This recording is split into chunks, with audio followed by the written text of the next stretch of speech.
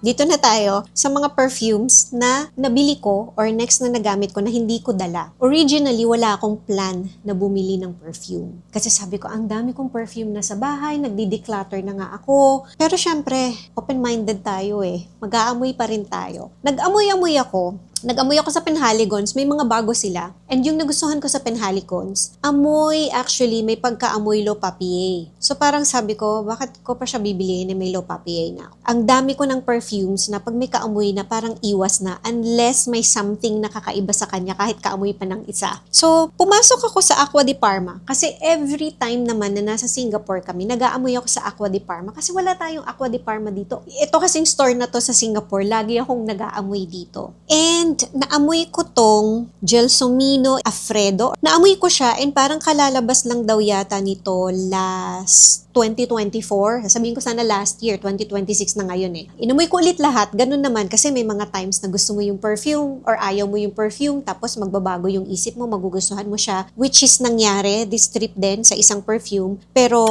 naamoy ko to, nagustuhan ko siya guys. And so what I did, sabi kasi nung SA, parang pag bumili ka ng 2 bottles, may 15% off. Hindi naman niya sinabi sa akin na pasok yung ganito kaliit na bottle and this is 12 ml lang. Ang sa isip ko, syempre 2 bottles, dalawang malaki. Or 'di ba, dalawang full bottle. Sabi ko, hindi isa lang. So ang binili ko is itong malaki na kasi sobrang gustong-gusto ko siya and wala naman dito. This is 180 ml. Hindi ko pa siya nabubuksan, guys. Nung babayaran ko na siya, sabi sa akin nung SA, ay, meron pala ako nung maliit. Kasi originally, ang gusto ko lang is 50 ml plus maliit. Parang ganun lang yung gusto ko originally. Pero yun na nga. So nasa counter na ako. Sabi niya, ma'am, meron pala kami nung maliit. Sabi ko, o sige, para hindi ko nabubuksan yung malaking bottle ko. Kasi nga, nagta-travel para sealed siya and safe siya. Maiuwi ko siya ng nakaganito. Madalas ganun ako hanggat maaari. So nung kinuha ko na to, pasok yun sa 15% off if tama yung natatandaan ko. Sabi ko, okay. O sige ma'am, pasok ka muna. Hopefully, mailagay ko pa dito yung pictures. Kasi pinicturan ko, may lounge sila. Pinapasok niya muna ako sa lounge. Ako lang mag-isa yung nandun habang inaayos niya yung binili ko. Ang daming binigay na freebies. Ito yung gusto ko pag bumibili ako sa ibang bansa. And then, hindi pa natatapos doon. Sabi nila sa akin, ma'am, may free ka na full bottle. Ano yung free na full bottle? Makakapili ba ako? Hindi, eto lang. And this is the Colonia Futura. Panglalaki to guys. Sobrang green, aromatic. Panglalaki talaga siya. As in, panglalaking palalaki. Hindi ko siya pwedeng magamit. But naisip ko kagad, ibibigay ko siya sa husband ko. Sabi ko, bakit? Bakit siya free? Kasi, i-discontinue na daw siya. And parang pinapamigay na lang pagka bumibili yata ng malaking bottle. Parang ganon. So, bukod dun sa 15% off ko, meron pa akong isang ganito kalaking bottle. And so, yung flight na namin or the rest of the trip na papuntang from Singapore, papuntang London, eto na yung gamit ko. So, ano yung amoy niya? Briefly, share ko sa inyo, okay? Pero itetest ko ulit sa skin ko para magawan ko ng separate na review. Ang una kong naamoy sa kanya is parang almost jasmine na parang grapefruity. Para siyang Dior na Jasmine Desange na mas malakas, na mas fruity. Si Jasmine Desange parang mas floral pa yata. I have to compare them side by side. Kaya nga sabi ko, gusto ko siyang gawa ng separate na review. Para siyang ganon na mas powerful. Bango niya guys, sobrang bango niya. And then if you look at Fragrantica, pag nag-check kayo doon, ang lalabas is kaamoy niya, si Linterdy na yung itim, na favorite ko, na medyo mahirap hanapin. Except, yung Linterdy kasi na yon, yung etong black, yan siya. Meron siyang cardamom. Wala tong cardamom. So, yung iba kasi hindi gusto yung pagkalakas or yung lakas ng cardamom nun netong Linterdy. Eto guys, eto wala. So, para siyang mas fresher, para siyang baby ni Linterdy na black, yung Absolute ni Givenchy, and ni Dior na Jasmine Desange. Pero sa dry down kasi mag-iiba pa to eh. Gaganda pa siya sa dry down. Kaya kailangan ko siyang i-check ulit kasi hindi pa gumagana yung utak ko guys masyado. Kape pa lang yung laman ng tiyan ko. Kailangan ko i-test para ma-note ko and ma-share ko sa inyo yung dry down niya. Pero ang bango niya guys and sobrang happy ako dito sa purchase ko. After this, nag-stop na akong gumamit ng perfumes. Pero i-share ko sa inyo yung iba kong mga nabili this trip. Kasi alam ko, maraming curious and this is not yung parang magyabang. I-share ko na lang din sa inyo para malaman nyo din yung mga susunod na nakapilang pwede kong i-share and i-review ng mga perfumes and also pwede kong i-decant na perfumes. Siyempre, mauuna na yung Gelsomino Alfredo. So, makakasama na siya sa ididikan ko, guys, no? And bakit tumigil ako mag-perfume? Kasi, ang lamig ng weather sa London, York, Paris. At one point, nag-snow pa nga sa York and nakatakas na kami sa London bago pa nag-snow. And sa Paris, one night, nag-snow pero hindi super heavy. Nakaalis na kami ng Paris bago pa nabalita na na-cover talaga ng snow yung Paris. Tumigil ako mag-perfume kasi syempre naka-layer tayo ng damit sa malamig na weather. And marami akong nasasalubong na actually sa UK ilan-ilan. Madalas kasi sobrang aga naming lumabas. So, gigising kami ng 5 a.m.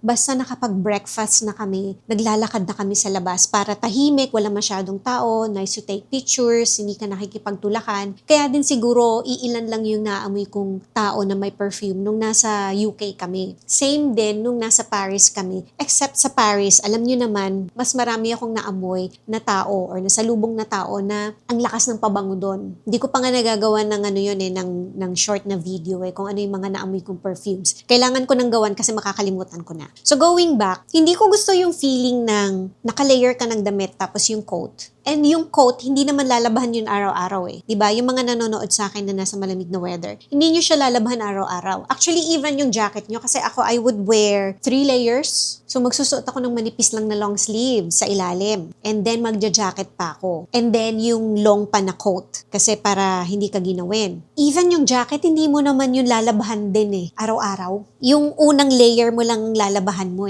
Some people may not wash it din kasi hindi ka papawisan, guys. Kaya nga yung iba sa kanila may amoy. I'm not saying all, pero kasi malamig. If you've been to a cold place, hindi mo lalabahan na araw-araw yung damit mo. Ako talagang nilalabahan ko yung inner na damit ko kasi napawisan or hindi, dumikit siya sa skin ko Ayoko, lalabahan ko siya. So ayoko yung idea na nag-spray ka ng perfume sa coat mo, sa jacket mo, and then isusuot mo ulit siya ng ilang days. Tapos baka gumamit ka ng ibang perfume ulit na parang magle-layer siya. Some of you might say, di isang perfume lang yung gamitin mo. Ayoko pa rin na parang layer ka ng layer ng perfume dun sa coat. Gusto ko yung amoy ng jacket ko and nung coat ko, malinis lang. Ayoko nang may amoy na perfume. So, may mga times na magpa-perfume ako na dito ko lang ilalagay sa kamay para maamoy ko lang siya. Kasi medyo iniwasan ko nang maglagay ng perfumes dito sa neck part. Kung maglalagay ako ng perfume around here, dito na lang sa damit, tinigil ko na siya. Wala lang. Parang as I got older, parang medyo mas naging concern lang ako ng konti.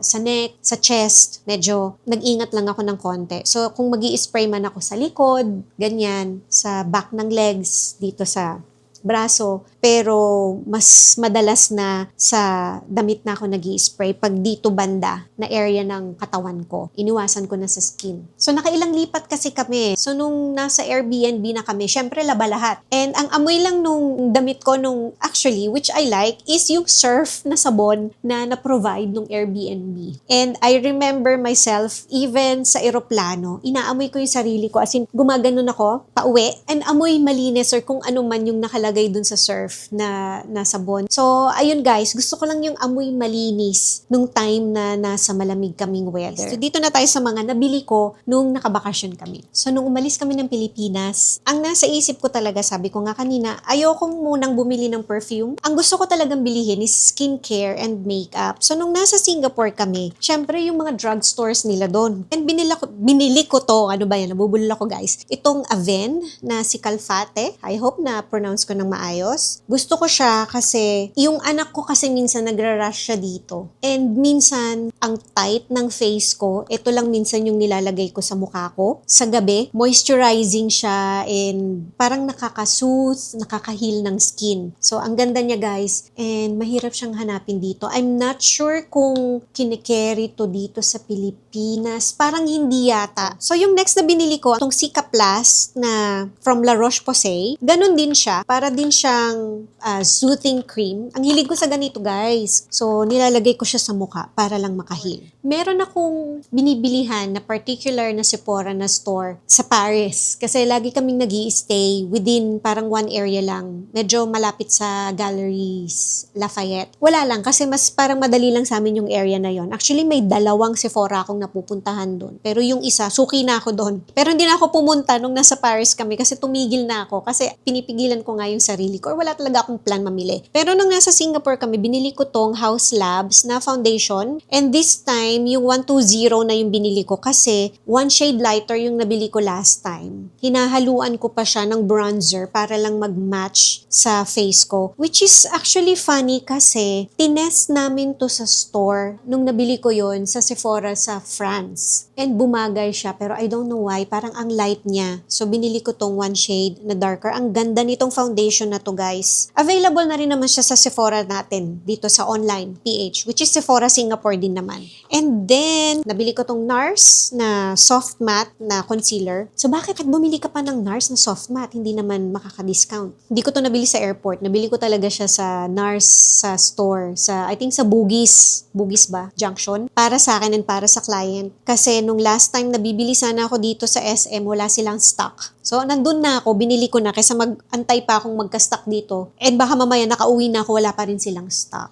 And then, yung husband ko kasi may mga points siya, may mga airline points siya na ma-expire na sa Feb. Hindi naman kami babiyahin ng Feb. So, sayang. Inubos ko lang. So, binili ko sa aeroplano itong Singapore Airlines na atomizer. 10 ml siya. Yung lalagyan mo siya ng perfume. And then, itong Elizabeth Arden na retinol na ceramides. Bihira kong gamitin, pero may mga times na pag nagta-travel, madali siyang gamitin kasi parang capsule lang siya. Ganito itsura niya, guys. So, madali siyang dalhin pagka nagta-travel. Available naman to sa Pilipinas. Medyo namamahalan lang ako sa kanya. Next, this one, nabili ko na to sa airport nung pauwi. And this is the L'Oreal, yung spray. Parang dalawahan na siya. Laging walang stock nito sa mall. And kung bibilihin mo siya sa Shopee, sa Lazada, mas mahal na. Next, ito last to na parang makeup, no? Skincare.